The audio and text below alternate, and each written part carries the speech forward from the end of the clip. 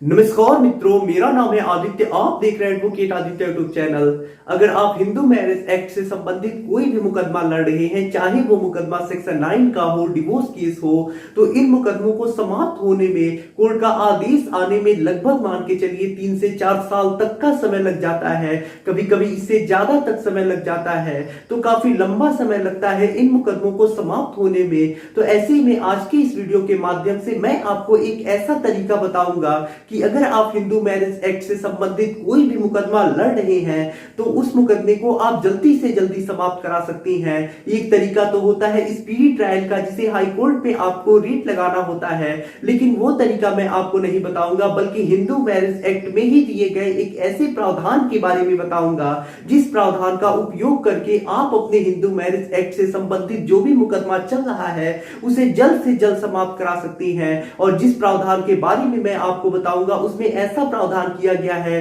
कि जब नोटिस तामीला हो जाता है, उसके बाद मुकदमे को 6 महीने के अंदर अंदर समाप्त करने का कोर्ट प्रयास करेगा। इस प्रकार का प्रावधान किया गया है। तो आज मैं उसी प्रावधान के बारे में आपको बताऊंगा कि किस प्रकार से आप अपने हिंदू मैरिज एक्ट से संबंधित मुकदमे को जल्दी से जल्दी समाप्त करा सकते हैं, हिंदू मैरिज एक्ट से संबंधित इसी प्रावधान का प्रयोग करके, और जल्दी से जल्दी उस मुकदमे का निस्तारण करा के फायदा ले सकते हैं। तो ये वीडियो आप लोगों के लिए काफी ज्यादा इंपॉर्टेंट होने वाला है, और इस वीडियो के जरिए आपको एक नई चीज समझने को मिलेगी कि कैसे आप अपने मुकदमे को जल्दी समाप्त कराएं। तो चलिए वीडियो को शुरू करते हैं। जिनका भी सपना है पीसीएसजे एग्जाम को क्रैक करके जज बनने का, अब वो अनअकैडमी के साथ जुड़ के अपने इस सपने को बहुत आसानी से पूरा कर सकते हैं। अभी अनअकैडमी पे आरजेएस और एचजेएस के लिए रैपिड रिवीजन सीरीज स्टार्ट की गई है, जिसमें करण संगवान सर, वैष्णवी बंसल मैम और फैजान खान सर के द्वारा आपको नॉलेज दिया जाएगा,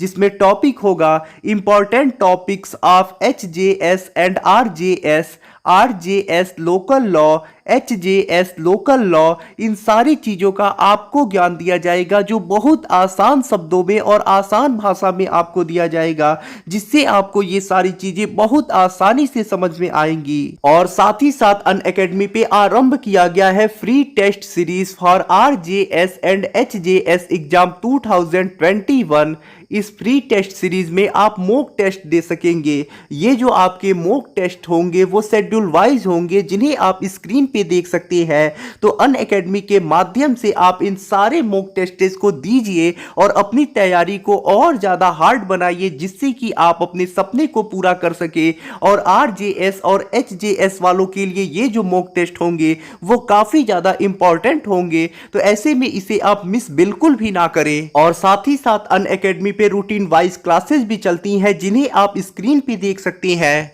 सब्सक्रिप्शन लेने का जो चार्ज है वो आप स्क्रीन पे देख सकते हैं। सब्सक्रिप्शन लेते समय ASRI10 प्रोमो कोड का यूज करके 10% डिस्काउंट भी आप ले सकते हैं। अब देखिए, ये जो मुकदमा जल्दी समाप्त कराने का प्रावधान किया गया है वो हिंदू विवाह अधिनियम की धारा 21 ख के 2 के अंतर्गत किया गया है, जिसमें कहा गया है इस अधिनियम के अधीन हर अर्जी का विचारण जहां तक संभव हो सके शीघ्र किया जाएगा, और प्रत्यर्थी पर अर्जी की सूचना तामील होने की तारीख से 6 माह के अंदर विचारण समाप्त करने का प्रयास किया जाएगा। तो यहाँ इस धारा में ऐसी बात कही गई है कि यदि आपने हिंदू विवाह अधिनियम के अंतर्गत कोई भी केस किया है, चाहे सेक्शन 9 हो, सेक्शन 10 हो, डिवोर्स केस हो, तो कोई भी अगर ऐसा केस है जो हिंदू विवाह अधिनियम के अंतर्गत किया गया है, तो जो अर्जी है उसका विचारण जो है वो जल्दी से जल्दी समाप्त किया जाएगा, यानी जो जजमेंट है वो जल्दी से जल्दी देने का प्रयास किया जाएगा। और जब प्रत्यर्थी यानी जो विपक्षी है उसे नोटिस जो जाता है, जब उस तामील हो जाता है, यानी जो नोटिस भेजा जाता है उसका तामील हो जाता है, तामील होने का मतलब उसे इस मुकदमे के बारे में पता लग जाता है और कोर्ट मान लेता है कि हाँ वो जान चुका है, चाहे वो हाजिर हो या ना हो। बस इससे मतलब है कि उसे पता लग जाए और कोर्ट मान ले कि हाँ उसे मुकदमे के बारे में जानकारी हो चुकी है। तो उस तारीख से, जिस तारीख से नोटिस का तामीला होता है, 6 माह के अंदर जो विचारण है न्यायालय उसे समाप्त करने का प्रयास करेगा। यानी यहीं पे ये बात कही गई है, हिंदू विवाह अधिनियम में ही ये बात कही गई है कि जो मुकदमा है उसे जल्दी से जल्दी समाप्त करने का प्रयास किया जाएगा, और जब नोटिस है वो तामील हो जाता है तो 6 माह के अंदर अंदर विचारण समाप्त करने का प्रयास किया जाएगा। अब आप सोच रहे होंगे कि ऐसा होता क्यों नहीं है, अब इतने ज्यादा मुकदमे होते हैं, इतने ज्यादा केस किए जाते हैं कोर्ट में कि ये जो नियम है वो अप्लाई ही नहीं हो पाता, इस धारा का न्यायालय प्रयोग ही नहीं कर पाता है, इस वजह से ऐसा हो नहीं पाता है। अगर आप चाहते हैं कि ये जो धारा है विशेष उपबंध जो किया गया है वो आपके मुकदमे पे अप्लाई हो, तो अब मैं आपको प्रक्रिया बता देता हूं कि किस प्रकार से आपको इस धारा का फायदा उठाना है। तो जो भी आपका हिंदू विवाह अधिनियम से संबंधित मुकदमा चल रहा हो, उसी मुकदमे में आपको एक प्रार्थना पत्र देना है, जो प्रार्थना पत्र आप धारा 21 ख 2 के अंतर्गत देंगे और न्यायालय से निवेदन करेंगे कि जो आपका मुकदमा चल रहा है उसे जल्दी से जल्दी समाप्त कर दिया जाए। अब आप कब इस अप्लाई करेंगे और कब इस प्रार्थना पत्र को देंगे? तो देखिए, जब नोटिस का तामीला हो जाए, जब विपक्षी जो है वो आके हाजिर हो जाए या फिर जो न्यायालय है वो नोटिस को तामीला मान ले कि उसे सूचना मिल चुकी है, तो उसके बाद आपको ये प्रार्थना पत्र देना होता है। जब नोटिस तामील हो जाता है उसके बाद आप ये प्रार्थना पत्र न्यायालय के अंतर्गत देंगे और न्यायालय से निवेदन करेंगे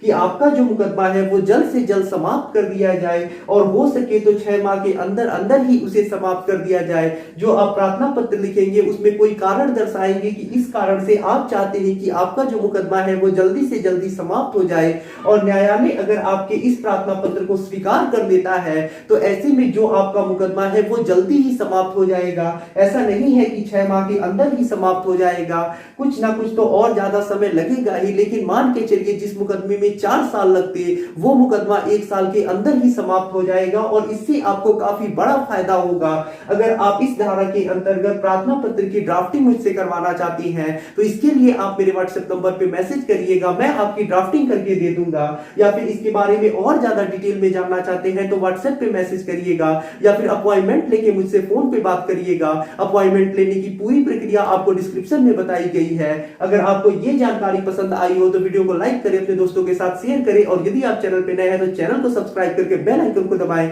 मिलते हैं नए वीडियो के साथ अगले दिन, तब तक के लिए जय हिंद, जय भारत।